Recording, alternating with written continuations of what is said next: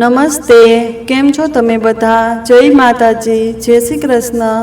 હું ધોલેરામાં એક પ્રખ્યાત સોની હતો। એકવાર એક છોકરી મારી દુકાને ઘરેણાં માટે આવી। તેની પસંદની ડિઝાઇનનો ઓર્ડર આપી ચાલી ગઈ। મહિનાઓ વીતી ગયા પણ તે આવી નહીં। પછી એક દિવસ તે છોકરી મારા સપનામાં આવી અને બોલી કે હું તને ક્યારેય માફ નહીં કરું। પછી બીજા દિવસે મારી સાથે જે કંઈ થયું મારા હોશ ઉડી ગયા। મારું નામ રણવીર છે। આ વાર્તામાં મારી સાથે કંઈક એવું થયું કે મેં ક્યારેય વિચાર્યું ન હતું। મારું જીવન મને એવી જગ્યાએ લઈ જશે જ્યાંથી મારે મારા જીવનનો એક ખૂબ જ મહત્વપૂર્ણ નિર્ણય બદલવો પડશે। હું શહેરનો સૌથી મોટો જ્વેલરી હતો અને ઘરેણાં બનાવવા માટે લોકો મારી પાસે આવતા હતા। એક દિવસ એક નવપરિણીત મહિલા મારી પાસે જ્વેલરી બનાવવા માટે આવી અને તેણે મને કહ્યું કે હું તમને મોં માંગી કિંમત ચૂકવવા તૈયાર છું, પરંતુ મને મારી પસંદગીની ડિઝાઇન મળવી જોઈએ। તે છોકરીએ મને તેના મોબાઈલમાં જ્વેલરી સેટનો ફોટો બતાવ્યો અને કહ્યું કે મારે આ ડિઝાઇન જોઈએ છે। મારે 2 દિવસ પછી આ જ્વેલરી જોઈએ છે। મને તે છોકરીના શબ્દો ખૂબ જ વિચિત્ર લાગ્યા, કારણ કે એક સામાન્ય ડિઝાઇનને પણ તૈયાર કરવામાં લગભગ 10 દિવસ લાગે છે। હવે જ્યારે તે છોકરીએ મને પૂરી કિંમત ચૂકવવાનું કહ્યું હતું, ત્યારે મેં તેના ઘરેણાં મારા પોતાના હાથથી ડિઝાઇન કર્યા હતા। મને આખી રાત ઊંઘ પણ ન આવી, પરંતુ જ્યારે હું સૂતો ત્યારે મેં એક વિચિત્ર સ્વપ્ન જોયું જેનાથી હું ડરી ગયો। મેં સ્વપ્નમાં જોયું કે તે છોકરી ખૂબ જ પરેશાન હતી અને ઘણા ટેન્શનમાં હતી। એવું લાગતું હતું કે તે તેના જીવનમાં ખુશ નથી। તે છોકરી મને કહેવા લાગી કે હું તને ક્યારેય માફ નહીં કરું। તે મારી સાથે ઘણું ખોટું કર્યું છે। હું ગભરાઈને જાગી ગયો અને ત્યારથી મને સવાર સુધી ઊંઘ ન આવી। હું જ્યારે પણ રાત્રે સૂતો ત્યારે મને સપનામાં એ જ છોકરી દેખાવા લાગી।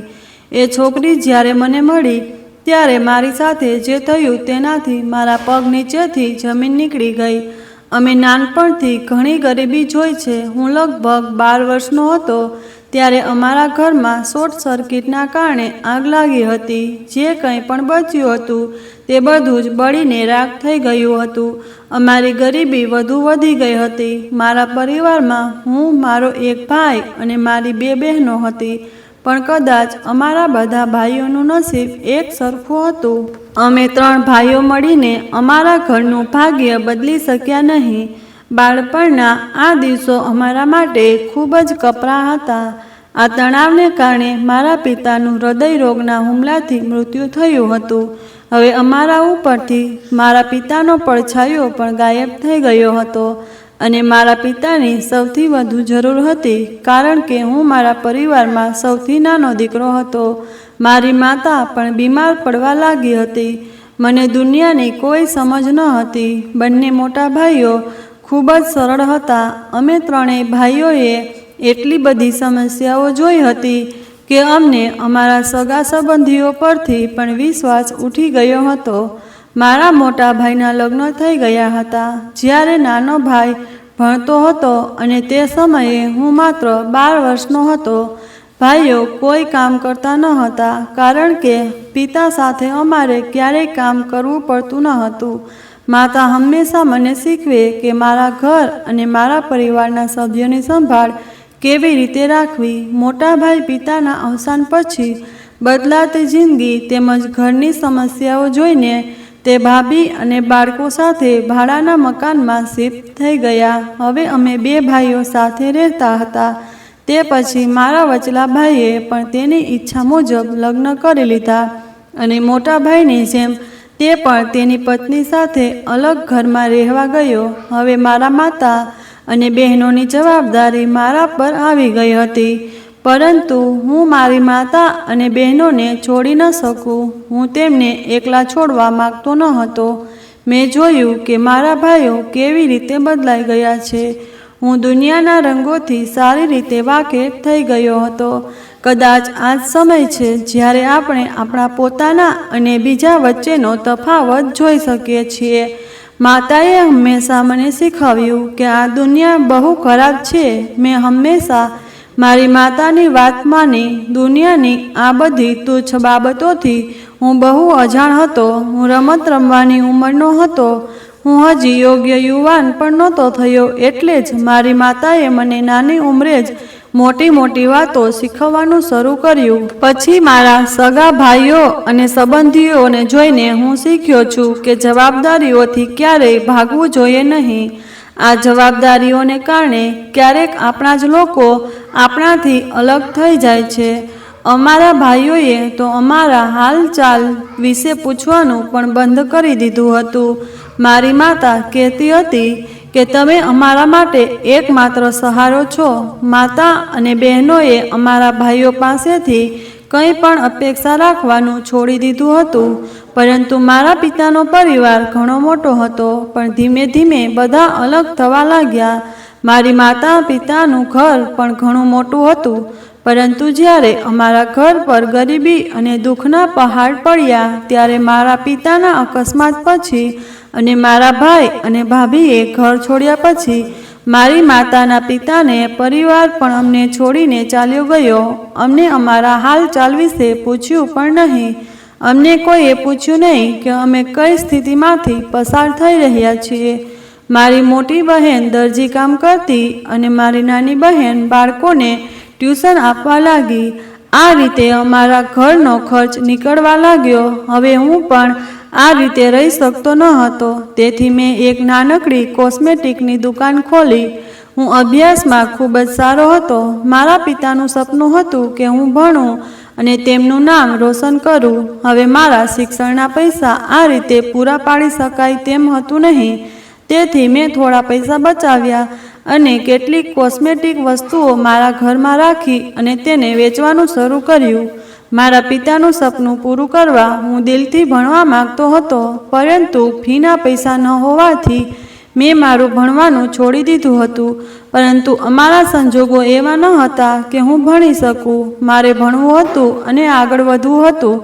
હવે કદાચ આ જ ભાગ્ય મારા માટે હતું. જ્યારે હું કોસ્મેટિકની દુકાન પર બેસતો ત્યારે મારી રોજની કમાણી 200 રૂપિયાથી વધુ ન હતી, કારણ કે અમે જ્યાં રહેતા હતા ત્યાંની મહિલાઓ મોટા ભાગે બ્રાન્ડેડ વસ્તુનો ઉપયોગ કરતી હતી. હું ફક્ત લોકલ સામાન જ લાવતો. આથી મારો સામાન વધારે વેચી શકાતો નહીં હતો. હવે જીવન આમ જ ચાલતું હતું. મારો સમય આ દુકાનમાં જ પસાર થતો હતો. હું આખો દિવસ ફ્રી રહેતો. ક્યારેક કોઈ લેડીઝ આવીને ખરીદી કરતી. પપ્પા સાથે વિતાવેલી પળો મને બહુ યાદ આવવા લાગી. હું હંમેશા વિચારતો હતો કે કોણ જાણે ક્યારે આપણું નસીબ બદલાશે. અમારી ગરીબીને કારણે અમારા બધા સગા અમારાથી દૂર હતા. અમને કોઈ ગણતું નથી, કારણ કે આજકાલ ફક્ત પૈસાનો જમાનો છે. જેની પાસે પૈસા છે તેને લોકો બોલાવે છે અને તેના હાલચાલ પણ પૂછે છે. બીજી તરફ મારા બંને ભાઈઓનું જીવન સારું ચાલતું હતું, કારણ કે તેઓ પોતાના પૈસા કમાતા હતા અને પરિવારનો ખર્ચ કરતા હતા. પરંતુ શું તે તેની માતા અને બહેનોને અને ભાઈને ભૂલી ગયો હશે? મારી માતાને મારી પાસેથી ઘણી અપેક્ષાઓ હતી. તેણીને ખબર ન હતી કે એક દિવસ તેના બંને પુત્રો એટલા બદલાઈ જશે કે તેઓ ક્યારેય તેમના પરિવાર તરફ પાછું વળીને જોશે પણ નહીં. પપ્પા સામે મોટેથી બોલવાની પણ ભાઈઓમાં હિંમત ન હતી. પણ આજે બંને પોતાના પરિવારથી અલગ રહેવા લાગ્યા હતા. અમે કેવી રીતે જીવીએ છીએ તેની તેમને ચિંતા ન હતી. આ સમય અમારા માટે ખૂબ ખરાબ હતો. મારી બહેનોને પણ રડતી હાલત હતી, કારણ કે બંને ખૂબ જ મહેનત કરતા હતા, છતાં ઘરનો ખર્ચ પૂરો થતો ન હતો. જ્યારે હું કામ શોધવા માટે બહાર ગયો હતો ત્યારે મારી ઉંમરને ધ્યાનમાં રાખીને મને કામ આપવામાં આવતું ન હતું. હવે અમારું જીવવું ખૂબ જ મુશ્કેલ બની ગયું હતું. કેટલાક દિવસો આમ જ પસાર થઈ રહ્યા હતા અને ઘરનો ખર્ચો પણ ખૂબ જ મુશ્કેલીથી ચલાવી રહ્યા હતા. અત્યારે મારે કંઈક કરવાની જરૂર હતી. મારા એક મિત્રના પિતાજીની જ્વેલરીની દુકાન હતી. હું તેમની દુકાને ગયો અને મેં તેમને ખૂબ વિનંતી કરી કે મને નોકરી પર રાખો. ભલે તમે મને ઓછા પૈસા આપો તો પણ સારું રહેશે, કારણ કે કોઈ કામ ન મળવા કરતાં ઓછું કામ મેળવવું સારું હતું. હમણાં માટે મારા મિત્રના પિતાએ મને સામાન લઈ જવા અને લાવવા માટે રાખ્યો. એ મારો પહેલો દિવસ હતો જ્યારે હું પહેલીવાર કામ કરવા માટે ઘરની બહાર આવ્યો હતો. તે દિવસે મારી તેમજ મારી માતા અને બહેનોની આંખોમાં આંસુ હતા. જ્યારે હું કામ માટે જઈ રહ્યો હતો ત્યારે તે મને ગળે લગાવીને રડી રહ્યા હતા. હું મારા આંસુને કાબૂમાં રાખવાની કોશિશ કરી રહ્યો હતો કે મારા પિતાનું સ્વપ્ન પૂરું ન થઈ શક્યું. હું મહાન વ્યક્તિ બની શકીશ નહીં. મારી પાસે ભણવા માટે પૈસા નથી. હું ભણતર વગર અમીર કેવી રીતે બની શકું જ્યારે કોઈ મને નોકરી આપવા પણ તૈયાર નથી અને અત્યારે મને આ નોકરી ઘણી મુશ્કેલીથી મળી છે. હું સખત મહેનત કરીશ અને મારા ઘરની સ્થિતિ સુધારીશ. આજે પપ્પાની સાથે મારું સપનું પણ ચકનાચૂર થઈ ગયું. મારી નાનપણથી કરેલી બધી મહેનત વ્યર્થ થઈ ગઈ. મારો મિત્ર હજી ભણતો હતો અને હું તેના પિતાની દુકાને કામ કરવા જતો હતો. હવે મારે અહીંથી શરૂઆત કરવાની હતી જેના વિશે મને કોઈ જાણકારી ન હતી કે મને ખબર ન હતી કે ઉંમરે મારે કઈ સમસ્યાઓનો સામનો કરવો પડશે. જ્યારે હું જ્વેલરી શોપ પર જતો ત્યારે મને માત્ર અમુક વસ્તુઓ લાવવાનું કે લઈ જવાનું કામ સોંપવામાં આવતું. બાકીનો સમય હું ફ્રી હતો. ત્યાંના માલિક મને રોજના 300 રૂપિયા આપતા. હું એ જ પૈસા લાવીને મારી માતાના હાથમાં મૂકતો અને મારી માતા તેનાથી ઘરનો ખર્ચ કરવા લાગી. આમ દિવસો પસાર થતા રહ્યા. મને જ્વેલરી શોપમાં કામ કરતા 6 વર્ષ થઈ ગયા હતા. મારી દુકાનમાં જ્વેલરી ડિઝાઇનિંગ પણ થતું હતું અને હું તેને ધ્યાનથી જોતો હતો. હું દરેક વ્યક્તિના કામને મારા મગજમાં રાખતો હતો. મારું જીવન આ રીતે પસાર થઈ રહ્યું હતું. હું ધીમે ધીમે બધા કામ મારા મગજમાં લઈ રહ્યો હતો અને બધું સમજી રહ્યો હતો. હવે મને રોજના 1000 રૂપિયા આપતા હતા અને હું 18 વર્ષનો થઈ ગયો હતો. પછી એક દિવસ દુકાનનો માલિક ખૂબ જ ચિંતિત દેખાઈ રહ્યો હતો કારણ કે જ્વેલરીની ડિઝાઇનને લઈને માલિકને ઘણી ફરિયાદો આવવા લાગી હતી. માર્કેટમાં ફેન્સી વસ્તુઓની માંગ હતી અને અમારી દુકાન પર જ્વેલરી ડિઝાઇન ખૂબ જ જૂના પ્રકારની બની રહી હતી.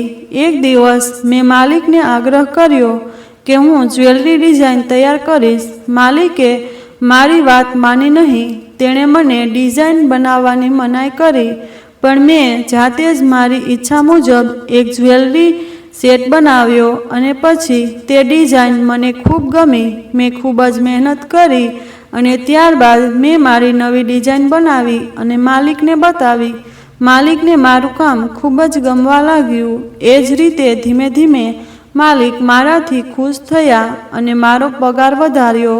અમારા ઘરની પરિસ્થિતિ સારી થઈ રહી હતી. હું ખૂબ જ મહેનત કરતો અને મારો પગાર દૈનિક વેતનથી વધવા લાગ્યો હતો. હવે મારી બહેનોને પણ કામ કરવાની જરૂર ન હતી. 2 બહેનોના લગ્ન કર્યા. હવે જ્યારે પણ હું ઘરે આવતો ત્યારે મારી માતા મને જોઈને ખૂબ ખુશ થતી. મારો બધો થાક દૂર થઈ જતો. એવું લાગતું કે મારી બધી મહેનત સાર્થક થઈ ગઈ. ઘણા વર્ષોથી આજે એ જ કામથી મારા ઘરની સ્થિતિ સુધરી હતી. માલિકની તબિયત બગડવા લાગી હતી અને તેણે દુકાનનું તમામ કામ મારા ખભા પર મૂકી દીધું હતું. મારો મિત્ર અમેરિકા ભણવા ગયો હતો. હવે અમારું જીવન આમ જ ચાલતું હતું અને હું 24 વર્ષનો થઈ ગયો હતો. મારી બંને બહેનો પણ પોતપોતાના સાસરિયામાં ખૂબ ખુશ હતી. 12 થી 24 વર્ષની આ સફર ખૂબ જ મહેનતની હતી. એક દિવસ અચાનક માલિકનું અવસાન થયું. મારો મિત્ર માલિકનો એકમાત્ર પુત્ર હતો. તેની માતા પણ આ દુનિયામાં નથી. મારો મિત્ર આવીને તેના પિતાની દુકાન સંભાળવા લાગ્યો હતો. મેં પણ થોડા પૈસા ભેગા કર્યા અને એક દુકાન ભાડે રાખી અને તેમાં મારી પોતાની અલગ જ્વેલરીની દુકાન ખોલી. મેં મારી દુકાનમાં મારા દ્વારા બનાવેલી જ્વેલરી વેચવાનું શરૂ કર્યું. મારી જ્વેલરીની દુકાન એટલી ફેમસ થઈ ગઈ કે લોકો ઘરેણાંનો ઓર્ડર આપવા માટે દૂર દૂરથી મારી પાસે આવવા લાગ્યા.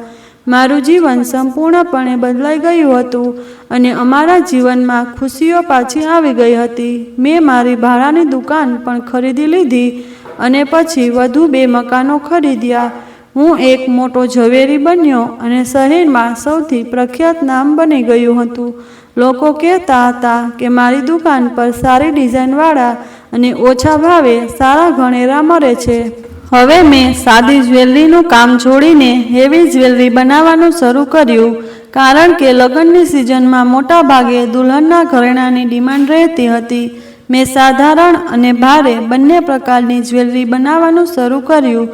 મારા આ કામમાં મને ઘણો નફો થતો હતો. લોકો ઓર્ડર પર બનાવેલી જ્વેલરી મેળવતા હતા અને પૂરી કિંમત ચૂકવીને જતા રહેતા હતા. મારા કામની તો દૂર દૂર સુધી ચર્ચા થવા લાગી. લાખો કરોડ રૂપિયાના કપડાં ખરીદતી અમીર પરિવારની મહિલાઓ પણ લગ્ન કે ફંક્શનમાં પહેરવા માટે જ્વેલરી ખરીદવા મારી પાસે આવી જતી. મારો ધંધો વધતો ગયો. અમારા ખરાબ દિવસો પણ પૂરા થઈ ગયા. મારા પિતાનું ભણવાનું સપનું તો પૂરું ન થઈ શક્યું, પણ એક સપનું હતું જે મેં પૂરું કર્યું. મારા પિતા ઈચ્છતા હતા કે હું એક સફળ વ્યક્તિ બનું, નામ પ્રાપ્ત કરું, મારા પોતાના પગ પર ઊભો રહી શકું. આવું એટલા માટે થયું કારણ કે હું એક સફળ વ્યક્તિ બન્યો. ઘરે કોઈ વસ્તુની કમી ન હતી. મોટી કંપનીઓએ મારો સંપર્ક કર્યો અને મારા દ્વારા બનાવેલા ઘરેણાં તે કંપનીઓને સપ્લાય થવા લાગ્યા. હવે મેં જ્વેલરીનો મોટો શોરૂમ પણ ખોલ્યો છે અને 2-3 શહેરોમાં મારા શોરૂમની જુદી જુદી શાખાઓ પણ બનાવી. મેં મારી સાથે ઘણા લોકોને પણ કામે રાખ્યા હતા. હું માત્ર ડિઝાઇનિંગ જ કરતો હતો અને બાકીનું કામ મારા કર્મચારીઓ સંભાળતા હતા. જ્યારે પણ દિવાળી, હોળી કે અન્ય કોઈ તહેવાર આવે ત્યારે મારા શોરૂમમાં 24 કલાક ગ્રાહકોની ભીડ રહેતી. હવે મારી પાસે એટલા પૈસા હતા કે હું દરેક તહેવાર પર મારી બહેનોના ઘરે ઘણો સામાન મોકલાવતો હતો. મારી બહેનો, જેઓ તેમના સાસરિયાના ઘરે ખૂબ જ આદર સાથે રહેતી હતી, તેઓ હવે ખૂબ ખુશ રહેવા લાગ્યા, કારણ કે તેઓને તેમના પરિવારમાં વધુ માન મળવા લાગ્યું. મારા ભાઈઓ પણ અમારા ઘરે આવવા લાગ્યા હતા, પરંતુ મેં મારા ભાઈઓને કંઈ કહ્યું નહીં, કારણ કે તે મારા ભાઈ હોવા ઉપરાંત મારી માતાનો પુત્ર પણ હતો. તેઓ અમારા ઘરે આવતા હતા. ભલે ગમે તે હોય, મારું હૃદય હવે ખૂબ જ હળવું હતું. જે ખુશી હું મારી માતા અને બહેનોને આપવા માગતો હતો તે તેઓએ ખુશી મળવા લાગી. પણ હવે મારી માતા ઈચ્છતી હતી કે હું લગ્ન કરી લઉં. માતા હવે હંમેશા મારા લગ્ન કરવાનો આગ્રહ રાખતી હતી, પણ હું લગ્ન કરવા માગતો ન હતો. મારો ઈરાદો મારું કામ આગળ લઈ જવાનો હતો, પણ માતાએ કહ્યું કે હું તારા માટે એક છોકરી શોધી લઈશ. તું મને છોકરી શોધવાની પરવાનગી આપ. પરંતુ હું હજી મારા કામમાં આગળ જવા માગતો હતો, તેથી જ દરેક વખતે હું ના પાડી દેતો હતો. એક દિવસ મારી માતાએ મારી સાથે ખૂબ જીદ થઈ ગઈ અને તે રડવા લાગી. તેણે કહ્યું કે હવે હું આ ઘરમાં એકલી રહેવા લાગી છું. મારી દીકરીઓના લગ્ન પણ થઈ ગયા છે. હું મારી મોટી વહુઓને આ ઘરમાં લાવવા નથી માગતી, કારણ કે તેઓએ મુશ્કેલીના સમયમાં અમારી મદદ કરી નથી. તેણે અમને સાથ આપ્યો નથી. હવે તેમનાથી દૂર રહેવું વધુ સારું છે. હવે મારે મારા સૌથી નાના અને સૌથી વહાલા પુત્રોના લગ્ન જોવા છે. મારી માતાએ મને જે કહ્યું તે સાંભળીને મારા પગ નીચેથી જમીન સરકી ગઈ. હું મારું આખું જીવન એકલા વિતાવી શકીશ, પણ હું આ કેવી રીતે સ્વીકારી શકું? હું એવા લોકો સાથે કોઈ સંબંધ રાખવા માંગતો ન હતો જેણે મુશ્કેલીના સમયે અમારો સાથ ન આપ્યો. માતાએ કહ્યું કે તારી મોટી ભાભીને પણ એક નાની બહેન છે જે તારા જેટલી જ ઉંમરની છે. તારા મોટા ભાઈના લગ્ન થયા ત્યારે તારા પિતાજીએ તારી ભાભીની નાની બહેન સાથે તારો સંબંધ નક્કી કર્યો હતો. તારી ભાભી અને તેના માતા પિતા ઈચ્છે છે કે હવે તારી ભાભીની નાની બહેન સાથે લગ્ન કરી લેવા જોઈએ, પણ હું આ સંબંધ માટે તૈયાર ન હતો, કારણ કે ભાભીએ મારા ભાઈને મારાથી અલગ કર્યો હતો. જો ભાભીની નાની બહેન અમારા ઘરે આવે તો તે મારી માતાને પણ મારાથી અલગ રાખશે. મેં મારી માતાને કહ્યું, માતા, તે બાળપણની વાત હતી અને તે બાળપણ સાથે સમાપ્ત થઈ ગઈ. હું મારા ભાઈ અને ભાભીને આજ સુધી માફ કરી શક્યો નથી, તો પછી હું તેમની બહેનને મારી પત્ની કેવી રીતે બનાવી શકું? માતાએ કહ્યું, દીકરા, આ સંબંધ તારા પિતાએ નક્કી કર્યો છે, કારણ કે તે તારી ભાભી અને તેની નાની બહેન બંનેને પસંદ કરતા હતા. કારણ કે તારી ભાભીની નાની બહેન તારા જેટલી જ ઉંમરની હતી ત્યારે તારા પિતાએ આ સંબંધ નક્કી કર્યો હતો. એ છોકરી બહુ સુંદર તો નથી, પણ બહુ હોશિયાર છે. એણે તારા પપ્પા સામે કંઈક એવું કહ્યું હતું જેનું ડહાપણ જોઈને તારા પિતાએ સંબંધને નક્કી કર્યો હતો. મેં મારી માતાને કહ્યું કે ગમે તે હોય હું ત્યાં લગ્ન નહીં કરું. જે સ્ત્રીએ મારા ભાઈને તેના પરિવારથી અલગ કર્યો તેની બહેન સાથે હું ક્યારેય લગ્ન કરી શકતો નથી.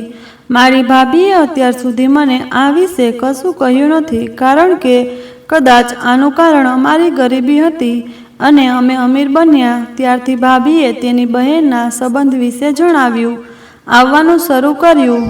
પરંતુ હું આ લગ્ન માટે તૈયાર ન હતો. મારા ના પાડવાને કારણે મારી માતાએ મારી ભાભીને સંબંધ રાખવાની ના પાડી દીધી હતી. આ બહુ જૂની ઘટના હતી જેના વિશે મને કંઈ ખબર ન હતી. મને એટલી જ ખબર હતી કે તે છોકરી બીજે ક્યાંય લગ્ન કરવા માંગે છે. હવે જ્યારે અમારા ઘરના સંજોગો બદલાઈ ગયા હતા ત્યારે મારી ભાભીના પિતાનો પરિવાર અને ભાભી તેમની બહેનને મારી સાથે પરણાવવા માંગતા હતા. પરંતુ આ વખતે મેં લગ્ન કરવાની ના પાડી દીધી ત્યારે મારી માતાએ અન્ય જગ્યાએ મારા સંબંધ નક્કી કર્યો. માતાએ જ તે છોકરીને જોઈ હતી. માતાને એ છોકરી ગમી ગઈ હતી. હું જૂની વાતો ભૂલી જવા માંગતો હતો અને હું ભૂલી ગયો હતો. એક દિવસ હું મારી દુકાને બેઠો હતો. અચાનક એક છોકરી મારી દુકાન પર આવી. તે છોકરી એક સુંદર અને સ્માર્ટ છોકરા સાથે મારી દુકાને આવી. જો કે મને આ કામ કરતા આટલા વર્ષો થઈ ગયા, આજ સુધી મેં કોઈ છોકરી તરફ ધ્યાન આપ્યું ન હતું. પણ ખબર નહીં કેમ આ છોકરી મને વિચિત્ર લાગી અને હું તેની સામેથી નજર હટાવી શક્યો નહીં. અચાનક તે છોકરીએ મને કહ્યું કે અમે તમારી પાસે ઓર્ડર આપવા આવ્યા છીએ. મારી નજર ફરી તે છોકરી તરફ ગઈ. ખબર નહીં કેમ હું મારી નજર તે છોકરી તરફ ખસેડવા તૈયાર ન હતો. તો તેની સાથે છોકરાએ કહ્યું, મારી પત્ની તમને એક ડિઝાઇન બતાવવા માગે છે. તમારે એ ડિઝાઇનનો જ્વેલરી સેટ તૈયાર કરવાનો છે. છોકરીએ તેનો મોબાઈલ મારી તરફ લંબાવ્યો અને કહ્યું, મારે આ ડિઝાઇનનો જ્વેલરી સેટ જોઈએ છે. છોકરીના ચહેરા પરથી સ્પષ્ટ દેખાતું હતું કે તે ખૂબ જ પરેશાન છે. તેણે મને એક ફોટો બતાવ્યો હતો જેમાં ભારે જ્વેલરીની ડિઝાઇન બનાવવામાં આવી હતી. આ છોકરો ખૂબ જ સ્માર્ટ અને હેન્ડસમ હતો, છતાં છોકરીનો મૂડ સારો ન હતો અને તે એવું લાગી રહ્યું હતું જાણે તેની સાથે લગ્ન કરવા માંગતી ન હોય. જો આ છોકરી તે છોકરા સાથે શોપિંગ કરવા આવી હોય તો તે પોતાની મરજીથી જ આવી હશે. તો પછી છોકરીનો મૂડ કેમ ખરાબ લાગે છે? મારા મનમાં ઘણા બધા સવાલો ઘૂમવા લાગ્યા, પણ કંઈ પણ વિચાર્યા વગર હું ડિઝાઇન તૈયાર કરવા તૈયાર થઈ ગયો. જ્યારે આ ડિઝાઇન ખૂબ જ ભારે હતી, કારણ કે તે દિવસે શોરૂમમાં મારી પાસે કોઈ નોકર ન હતો. બધા લોકો કામથી બહાર ગયા હતા. તે દિવસે મેં બધાને રજા આપી હતી. ત્યારે છોકરાએ મને કહ્યું કે અમને આ સેટ 3 દિવસમાં જ જોઈએ છે. અમે બંનેના લગ્ન થવાના છે. મેં કહ્યું, પણ સાહેબ, આ ખૂબ જ હેવી જ્વેલરી ડિઝાઇન છે, એટલે તમારે લગભગ 1 અઠવાડિયા સુધી રાહ જોવી પડશે.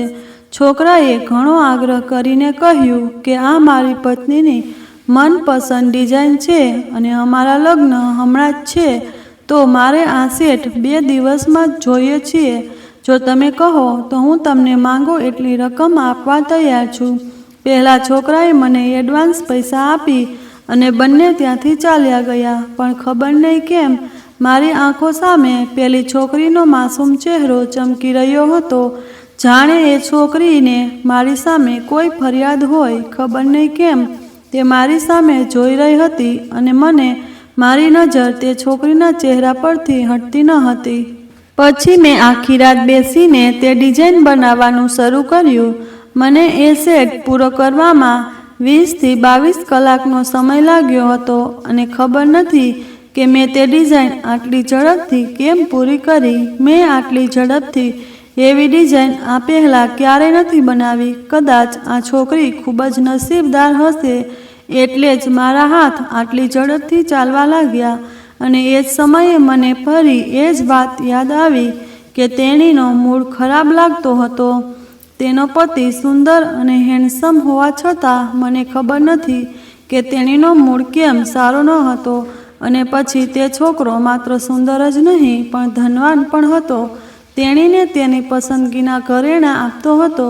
તેમ છતાં મને તેના મૂડ વિશે વિચારીને અફસોસ થયો. ખબર નહીં કેમ તે આટલી ઉદાસ હતી. હું લાંબા સમય સુધી મારી દુકાન પર ચૂપચાપ બેસી રહ્યો. પછી મેં મારી જાતને સમજાવવાનું શરૂ કર્યું કે તે ફક્ત મારી ગ્રાહક છે અને હું મારા ગ્રાહક વિશે કેમ આટલું વિચારી રહ્યો છું, તેના વિશે કેમ આટલો ચિંતિત થાય. તે પછી મારા ઘરે આવ્યો. સવારનો સમય હતો. મેં આખી રાત જાગીને તે ડિઝાઇન બનાવી હતી. તેથી હવે મને ઊંઘ આવી રહી હતી અને હું ખૂબ થાકી ગયો હતો. તેથી સીધો મારા રૂમમાં ગયો અને સૂઈ ગયો. મને ઊંઘ્યાને હજુ 10 મિનિટ થઈ હતી કે અચાનક એક સપનું આવ્યું અને તે છોકરી મને સપનામાં આવી અને કહેતી હતી, હું તને ઓળખું છું, હું હજી પણ તને યાદ કરું છું. આ બધું જોઈને મને ઊંઘમાં મોટો આંચકો લાગ્યો. હું ગભરાઈને ઊભો થયો અને વિચારવા લાગ્યો કે આ છોકરી સાથે મારે શું સંબંધ છે. મેં તે છોકરી માટે ઓર્ડર તૈયાર કર્યો, પણ મને ખબર નથી કે તે છોકરીને મારી સાથે આટલી ફરિયાદ કેમ છે અને તે મને કેવી રીતે ઓળખે છે. હું ખૂબ જ પરેશાન થઈ ગયો. પછી મેં વિચાર્યું, ક્યારેક એવું પણ બને કે આપણે જે કંઈ આપણા મનમાં ઠાલવીએ છીએ તે આપણા સપનામાં પણ આવવા લાગે છે. આ બધું વિચારીને હું હળવાશ અનુભવવા લાગ્યો અને પછી ફરીથી સૂઈ ગયો. હું સૂતો હતો ત્યાં આખો દિવસ પસાર થઈ ગયો અને રાત થઈ ગઈ. હવે દુકાન બંધ કરવાનો સમય હતો અને મારા કામદારોએ દુકાન બંધ કરી દીધી હશે. આ બધું વિચારીને હું ઘરે જ રહી ગયો. પછી બીજા દિવસે જ્યારે હું દુકાને ગયો ત્યારે આખો દિવસ પેલી છોકરીની રાહ જોતો રહ્યો કે આજે તે અથવા તેનો પતિ આ જ્વેલરી સેટ ખરીદવા ચોક્કસ આવશે. કારણ કે તે છોકરાના કહેવા મુજબ મને ખબર હતી કે આજે બંનેના લગ્ન છે. છોકરાએ મને એડવાન્સ પેમેન્ટ આપી દીધું હતું અને ચાલ્યો ગયો હતો. મેં આખો દિવસ રાહ જોઈ પણ કોઈ જ્વેલરી સેટ લેવા માટે ન આવ્યું. એ વિચારીને ચિંતિત હતો કે ખબર નહીં એવું શું કારણ હશે કે કોઈ જ્વેલરી સેટ લેવા ન આવ્યું. અને પછી હજુ 2-3 દિવસ વીતી ગયા અને ઘણા મહિનાઓ વીતી ગયા. હજી સુધી કોઈ જ્વેલરી સેટ લેવા આવ્યું નથી. મેં ખૂબ રાહ જોઈ અને મેં હજી પણ તે ઘરેણાં તેના માટે રાખ્યા હતા. લગભગ 3 મહિના જેટલો સમય વીતી ગયો હતો. મારા ઘરે લગ્નની તૈયારીઓ શરૂ થઈ ગઈ હતી. માતા હવે મારા લગ્ન વહેલી તકે કરાવવા માંગતી હતી કારણ કે મારો સંબંધ નક્કી થઈ ગયો હતો અને છોકરીના પરિવારને લગ્નની ઉતાવળ હતી અને કોઈ પણ રીતે હવે મોડું કરવાનું કોઈ કારણ ન હતું. તેથી મેં પણ લગ્નની હા પાડી. છોકરીના પરિવાર તરફથી લગ્નની તારીખ પણ આવી ગઈ હતી, પણ મારી માતા અમારા બધા સંબંધીઓને મારા લગ્નમાં બોલાવવા માંગતી હતી. મેં આ નિર્ણય પોતાની માતા પર છોડી દીધો હતો કે જે તે ઈચ્છે તેને બોલાવી શકે. અમે મારી બંને બહેનોના લગ્નનું આયોજન ખૂબ જ સાદગીથી કર્યું હતું, પરંતુ મારી માતા મારા લગ્નનું આયોજન ખૂબ જ ધામધૂમથી કરવા માંગતી હતી. તેથી તે શક્ય તેટલા લોકોને આમંત્રિત કરવા માંગતી હતી. મારા લગ્ન માટે ભાઈ અને ભાભી પણ 1 મહિના અગાઉ આવી ગયા હતા, પણ કોઈક રીતે મને લાગ્યું કે ભાભીનો મૂડ બહુ ખરાબ છે. માતાએ ભાઈ અને ભાભીને આમંત્રણ આપ્યું હતું, તેથી મારી માતા ખુશ હતી. હું ચૂપ રહ્યો. હું મારી માતાની ખુશીને ઠેસ પહોંચાડવા માંગતો ન હતો, પરંતુ મારી માતાએ કહેલી એક વાતે મને ઘણો આઘાત આપ્યો. માતાએ કહ્યું હતું કે તું મારી સાથે તારા ભાઈના સાસરે આમંત્રણ આપવા આવજે, કારણ કે અમે તારો નાનપણનો તેની સાથે સંબંધ ખતમ કરી નાખ્યો છે. તેથી કદાચ તેના દિલમાં આપણા પ્રત્યે ઘણો ધિક્કાર હશે. જો આપણે તેમના ઘરે જઈએ તો તેઓ કદાચ બધું બરાબર થઈ જાય. પરંતુ હું મારી માતા સાથે ત્યાં જવા તૈયાર ન હતો. મેં મારી માતાને અને ભાભીને તેમના માતા પિતાના ઘરે આમંત્રણ આપવા જવા માટે કહ્યું, પરંતુ હું કોઈ પણ સંજોગોમાં ભાભીની માતાના ઘરે જવા માંગતો ન હતો, કારણ કે મેં વાત પણ કરી નથી. જ્યારે મેં સ્પષ્ટપણે ના પાડી ત્યારે માતા અને મારી ભાભી આમંત્રણ કાર્ડ સાથે તેમના માતા પિતાના ઘરે ગયા અને તેઓએ આનંદથી આમંત્રણ સ્વીકાર્યું. મને લાગ્યું કે જ્યારે સમય બદલાય છે ત્યારે પહેલા સંબંધીઓ બદલાય છે, પછી સમય સારો હોય કે ખરાબ, સંબંધીઓનું વર્તન પણ સંજોગો પ્રમાણે બદલાય છે. અમારા ઘરમાં લગ્નનો માહોલ હતો. મારી બહેનો મારા લગ્નથી ખૂબ ખુશ હતી. સંબંધીઓ આવતા જતા હતા. હું દિવસના મોટા ભાગે મારી દુકાન પર જ રહેતો અને રાત્રે જ ઘરે આવતો. આ દિવસોમાં લગ્નની સિઝન ચાલી રહી હતી, તેથી દુકાનમાં પણ ભીડ જામવા લાગી. અચાનક મારે કોઈ કામ માટે ઘરે આવવું પડ્યું. પછી મેં જોયું કે ત્યાં એક અમારા ઘરમાં બેઠેલી છોકરીઓનું આખું જૂથ હતું. મેં બધા મારી બહેનને મિત્રો અને કેટલીક બહેનો હતી. મારી બંને બહેનોએ તેમના મિત્રોને આમંત્રણ આપ્યું હતું અને તેમના મિત્રોની બહેનો અને નજીકના વિસ્તારની છોકરીઓને પણ આમંત્રણ આપ્યું હતું. મને જોતાની સાથે જ તેઓએ મને અભિનંદન આપવાનું શરૂ કર્યું. પરંતુ અચાનક મારી નજર એક છોકરી પર પડી જે એક બાજુ બેઠેલી હતી, એકદમ મૌન દેખાતી હતી. પહેલાં તો મારું ધ્યાન આ છોકરી તરફ ન ગયું, પણ જ્યારે મારી મોટી બહેને પહેલી છોકરીને કહ્યું કે આવીને અમારી સાથે મજા કર, તું અહીં આવી છે ત્યારથી અહીં એકલી બેઠી છે, આવો અને અમારી સાથે મજા કરો, ત્યારે મારું ધ્યાન તેના તરફ ગયું. હું છોકરી તરફ ગયો, પણ મેં તેને જોતાં જ મારા પગ નીચેથી જમીન નીકળી ગઈ અને મને મારી આંખો પર વિશ્વાસ ન આવ્યો. મેં જોયું કે આ એ જ છોકરી હતી જેણે મને જ્વેલરી સેટ બનાવવાનો ઓર્ડર આપ્યો હતો અને હજી સુધી તેનો સેટ લેવા આવી ન હતી. આ છોકરીનો ઉદાસ ચહેરો લાંબા સમય સુધી મારી નજર છોડી રહ્યો ન હતો. એ છોકરીનો ચહેરો મને પરેશાન કરી રહ્યો હતો. આ બધું વિચારીને હું ફક્ત તેણીને જોઈ રહ્યો હતો. પછી અચાનક તે છોકરીની નજર પણ મારા પર પડી. મને લાગ્યું કે તે મને અવગણવાનો પ્રયત્ન કરી રહી છે. હું પણ તરત જ મારા રૂમમાં ગયો અને કોઈની સાથે વાત ન કરી. તે છોકરીને કોઈ પણ પ્રશ્નનો જવાબ આપવાનું યોગ્ય ન માન્યું. પણ હવે મારા મનમાં તે છોકરીના વિચારો ઘૂમવા લાગ્યા. મને ખબર નથી કે તે શા માટે મારા સપનામાં આવી હતી અને તે મને કેમ ફરિયાદ કરી રહી હતી.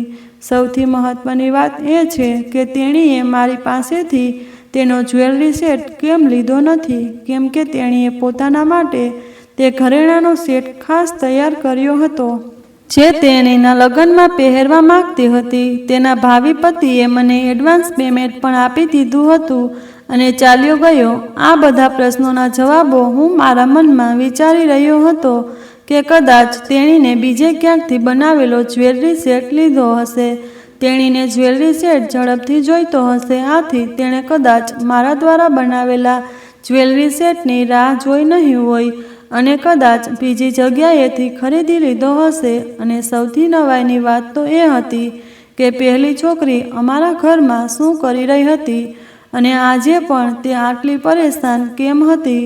અને આ બધું જાણીને હું ખૂબ જ બેચેન થઈ રહ્યો હતો. પણ હું એટલો બેચેન થતો હતો તેનું કારણ સમજાતું ન હતું. તે છોકરી સાથે મારું એવું કેવું જોડાણ હતું કે હું તેના માટે આટલો બેચેન થઈ રહ્યો હતો. કદાચ તેણે મારા સપનામાં જે કહ્યું તે મને ખૂબ જ પરેશાન કરતું હતું. મેં લાંબા સમય સુધી તેના જ્વેલરી સેટ આપવાનું વિચાર્યું, કારણ કે હું તેના ઘરેણાંનો સેટ મારા ઘરે લાવ્યો હતો. પરંતુ મારામાં તે છોકરી સાથે વાત કરવાની હિંમત ન હતી. હું તે છોકરી સાથે વાત કરવા માંગતો હતો, પણ હું તેની સાથે કેવી રીતે વાત કરી શકું? મારા ઘરે ઘણા બધા લોકો હાજર હતા. અચાનક મને પર્સનલ કોલ આવ્યો. હું મારો કોલ એટેન્ડ કરવા મારા બાથરૂમમાં ગયો, પણ કોલમાંથી ફ્રી થઈને જ્યારે હું બહાર આવ્યો ત્યારે તે છોકરી ગાયબ થઈ ગઈ હતી. હું તેને મારા ઘરમાં ક્યાંય જોઈ શકતો ન હતો.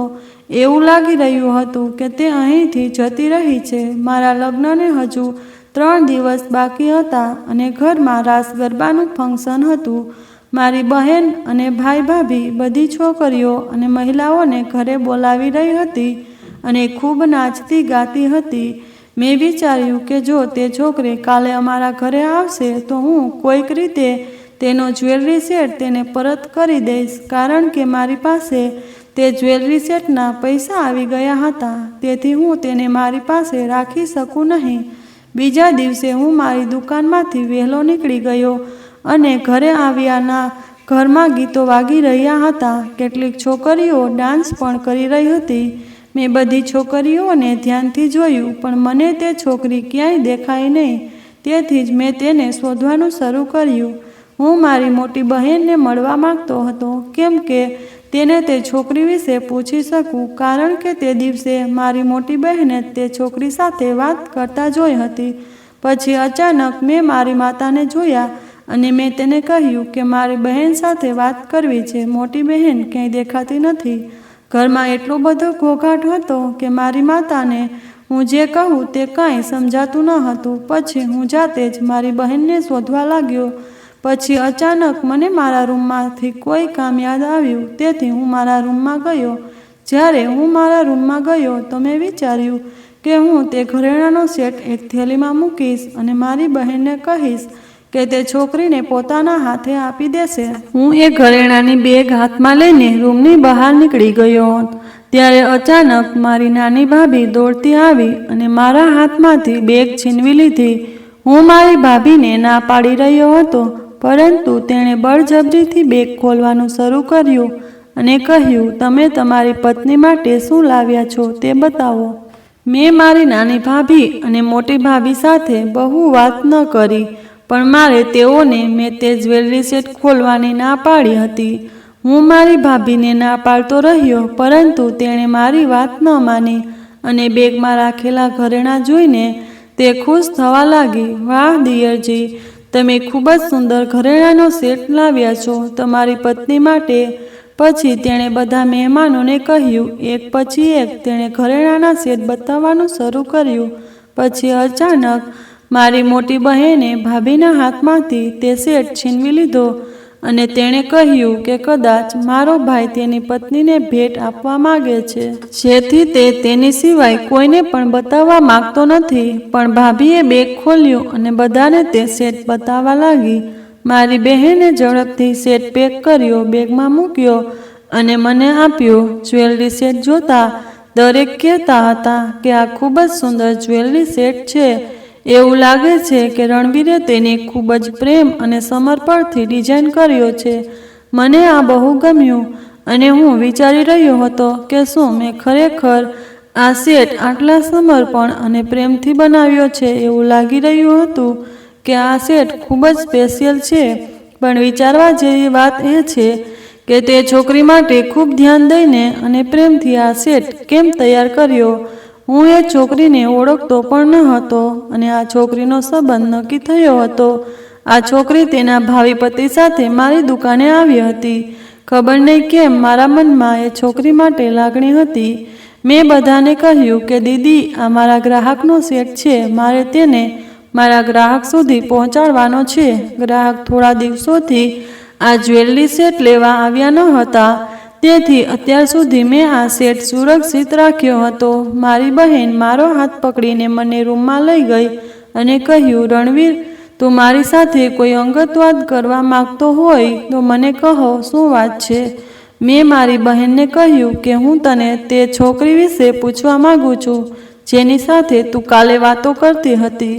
તે છોકરી કોણ છે? તમે તે છોકરીને કેવી રીતે ઓળખો છો દીદી? હું કઈ છોકરી વિશે વાત કરી રહ્યો છું તે સમજી શકી નહીં. જ્યારે મેં તેને લાંબા સમય સુધી સમજાવ્યું અને તેને તે છોકરીની ઓળખ જણાવી, ત્યારે તેને સમજાયું. પછી એને મને જે કહ્યું એ સાંભળીને મારા પગ નીચેથી જમીન નીકળી ગઈ.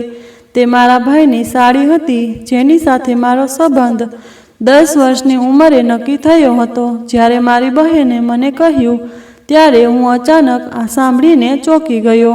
એ છોકરીને નકારી કાઢ્યા પછી મને પહેલીવાર પસ્તાવો થઈ રહ્યો હતો કે તે જેટલી નિર્દોષ અને બેચેન હતી, કદાચ તે છોકરા સાથે લગ્ન કરવામાં ખુશ ન હતી. કારણ કે કોઈ વ્યક્તિની સુંદરતા પરથી તેના સ્વભાવનું અનુમાન નથી લગાવી શકાતું. એવું પણ બને છે તે દેખાવમાં સુંદર હોઈ શકે, પરંતુ તેના સ્વભાવ ખૂબ જ ખરાબ હોય. તે છોકરાનું વર્તન આ છોકરી સાથે યોગ્ય ન હોઈ શકે. આ જ કારણ હોઈ શકે કે તે નારાજ હશે. તેના માતા પિતાને એક સરસ અને સ્માર્ટ છોકરો ગમ્યો હશે. આ જોઈને તેના લગ્ન કરી દીધા. પણ પછી મને છોકરીના સ્વભાવ અને વર્તન વિશે ખબર પડી. કદાચ મારી પણ આમાં ભૂલ હતી, પણ અફસોસ કરવાનો કોઈ ફાયદો ન હતો. હવે એ છોકરીના લગ્ન થઈ ગયા અને હવે હું પણ લગ્ન કરવા જઈ રહ્યો. હવે સમય વીતી ગયો છે. હું ઈચ્છવા છતાં એ છોકરીને સાંત્વના આપી શક્યો નહીં. મારી બહેન મને આ બધું કહીને ચાલી ગઈ હતી, પણ હું હજી પણ આ બધી બાબતોમાં ખોવાયેલો હતો.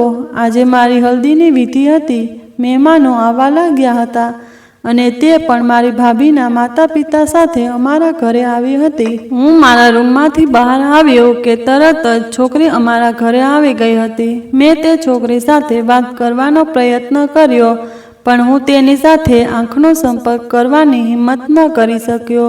મેં કહ્યું, તમારો જ્વેલરી સેટ મારી પાસે છે. તમે મારી સાથે મારા રૂમમાં આવો. હું તમને તમારો સેટ આપીશ. જો હું બહાર બધાની સામે આપીશ તો કોઈ આપણને ગેરસમજ ગણશે. તે મારી સાથે મારા રૂમમાં આવી અને મેં મારું કબાટ ખોલ્યું અને તેણીને ઘરેણાંનો સેટ આપ્યો અને કહ્યું કે તમે આ ઘરેણાંનો સેટ તમારા લગ્નમાં પહેરવા માટે કેમ લેવા ન આવ્યા? તમે તમારી પસંદનો તમારા લગ્ન માટે બનાવ્યો હતો. મેં તે લાંબા સમયથી મારી પાસે સાચવી રાખ્યો છે. જ્યારે મેં તમને મારા ઘરમાં જોયા ત્યારે મેં વિચાર્યું કે હું તમારો સેટ તમને આપીશ. જ્વેલરી શોટ જોઈને તે ચૂપ થઈ ગઈ અને થોડી વાર પછી તેણે કહ્યું કે મારે આ જ્વેલરી સેટ જોઈતો નથી, કારણ કે હવે હું તેને પહેરવાની નથી અને મારે તેની જરૂર પણ નથી. તમે મારા વતી તમારી પત્નીને ગિફ્ટ કરી દેજો. મેં કહ્યું, ના, તમારા પતિએ તમારી ડિમાન્ડ પર આ સેટ ડિઝાઇન કરાવ્યો હતો. આ તમારી પસંદગીનો સેટ છે અને તમારા પતિએ મને તેના માટે પૈસા પણ આપ્યા છે. હું આ જ્વેલરી સેટ મારી પાસે કેવી રીતે રાખી શકું? પછી તે રડવા લાગી અને તેણે કહ્યું કે તે છોકરો મારો પતિ નથી. મેં તેની સામે આશ્ચર્યથી જોયું અને કહ્યું, તો પછી તમને તેની ભાવિ પત્ની કેમ કહેતો હતો? તે છોકરીએ કહ્યું કે હું તે છોકરા સાથે લગ્ન કરવા જઈ રહી હતી, પરંતુ મને તે છોકરો પસંદ ન હતો. તેથી જ મેં મારા માતા પિતાને આ લગ્ન માટે ના પાડી દીધી. મેં પૂછ્યું, એનો શું મતલબ કે તમારા લગ્નને 2 દિવસ બાકી હતા ત્યારે તમે લગ્ન કરવાની કેમ ના પાડી? તો તેણે કહ્યું, મને તો એ છોકરીમાં હોકારો ગમતો ન હતો અને હું તેની સાથે લગ્ન કરવા માંગતી ન હતી. આ બધું સાંભળીને આઘાત લાગ્યો, કારણ કે તે છોકરામાં ન તો કોઈ ખામી હતી અને ન તો કે ખરાબ દેખાતો હતો. છોકરો સ્માર્ટ હતો અને તેની ભાભી પત્નીની માંગ પર આટલી મોંઘી જ્વેલરી સેટ પણ તૈયાર કરાવ્યો હતો. મેં પૂછ્યું કે શું તે છોકરામાં કોઈ ખામી હતી કે શું તમને પરેશાન કરતો, જેના કારણે તમે તેની સાથે લગ્ન કરવાનો ઇનકાર કર્યો? તો તે છોકરીએ કહ્યું કે ના, તે છોકરામાં કોઈ ખામી ન હતી અને ન તો મને કોઈ રીતે પરેશાન કરતો હતો. મેં છોકરાને કહ્યું કે મને માફ કરો, મેં તમને બહુ દુઃખ પહોંચાડ્યું છે. મેં તેમની માફી માંગી અને તેમને મારી આખી વાત સમજાવી. હું તો તે છોકરા સાથે લગ્ન કરવા માંગતી ન હતી, કોઈ બીજા સાથે લગ્ન કરવા માંગુ છું. મેં કહ્યું, તો પછી તમે તમારા માતા પિતાને તે છોકરા વિશે જણાવો. તેણે કહ્યું, મારે હવે કોઈ સાથે લગ્ન કરવા નથી. હું મારી આખી જિંદગી આમ જ વિતાવીશ. મેં કહ્યું કે જીવન આ રીતે એકલા વિતાવવું સારું નથી. હું જાણું છું કે આપણો બંનેનો સંબંધ નાનપણથી જ નક્કી થયેલો હતો. તેથી તમારે જૂની વાતો ભૂલી તમારા નવા જીવનની શરૂઆત કરવી જોઈએ.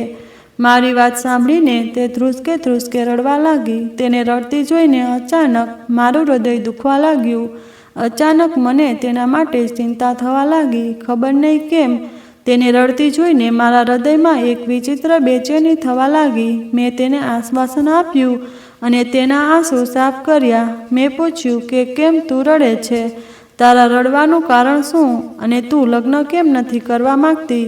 તો તેણે કહ્યું કે તમે તે જ વ્યક્તિ છો જેને હું પ્રેમ કરું છું. હું તમને ખૂબ જ પ્રેમ કરું છું. આપણો બંનેનો સંબંધ બાળપણમાં જ નક્કી થયો હતો, તેથી જ મેં તમારી સાથે જીવવાના સપના જોયા છે.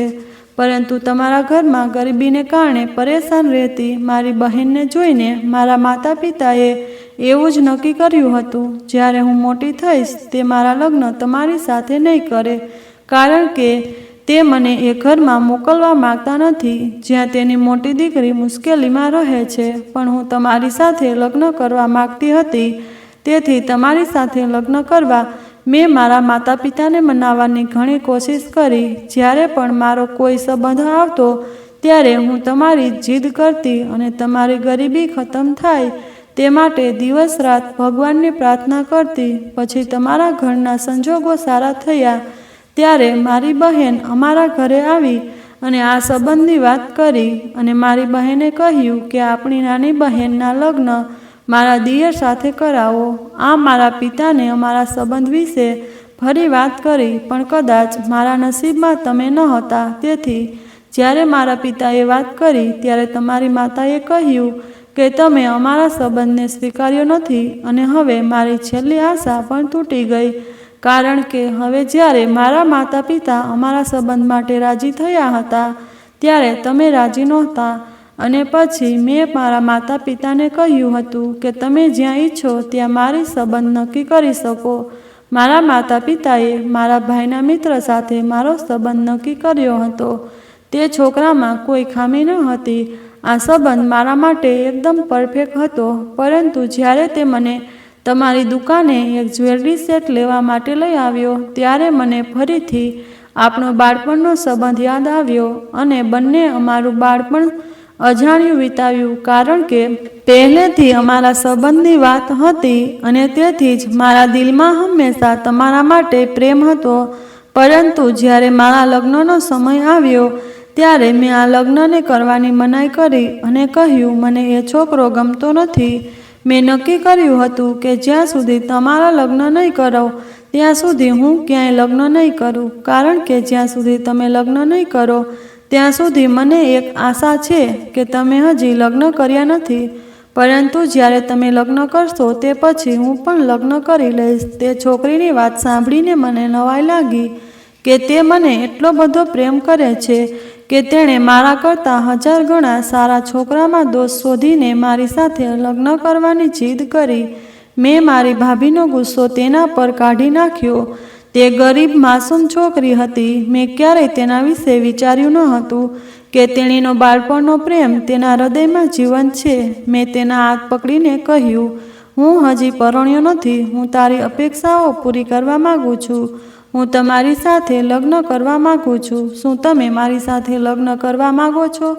પછી તેણે ચોંકીને મારી સામે જોયું અને કહ્યું, તો હું તમને બાળપણથી જ પ્રેમ કરું છું. તો હું તમને લગ્નની ક્યારેય ના નહીં પાડું.